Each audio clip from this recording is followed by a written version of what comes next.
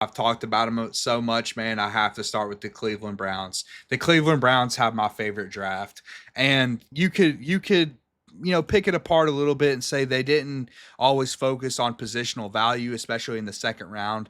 But what they did in the first round with their second overall pick, they need to rebuild this roster. This roster is not where it was at a few years ago, and they still are held down by the Deshaun Watson contract. So getting the extra draft capital after giving up so much for Deshaun Watson, they didn't have a first round pick for 3 seasons, man. Like 3 seasons. And now you just added an extra first round pick from the Jaguars that could be a top 10 pick next year. That's a possibility. And you still get a blue chip player from this draft in Mason Graham. And then you add the two quarterbacks, which we've already touched on. I absolutely love that move.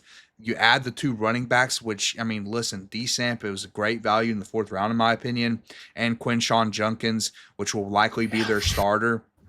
And then they basically just added David Njoku 2.0 on the team and Harold Fanning Jr., man. Like, that's a perfect, like, plan Yeah. for Njoku if he ever leaves the team. Like, that's basically David Njoku that they just added right back to the team. So I just love the players they took.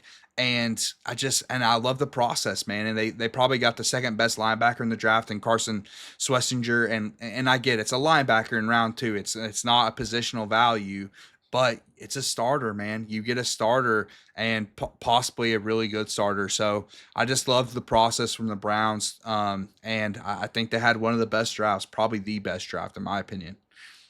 Yeah, I mean, anytime you trade down, you're always going to favor for me in terms of your draft because them picking up an extra first next year, you always have to evaluate that as part of the class. Essentially, they'll start doing those like they just finished with the Bryce Young trade, where you start comparing what was given, what you received from that. So moving back to five and picking up arguably one of the best players in the class, one of the only blue chip guys.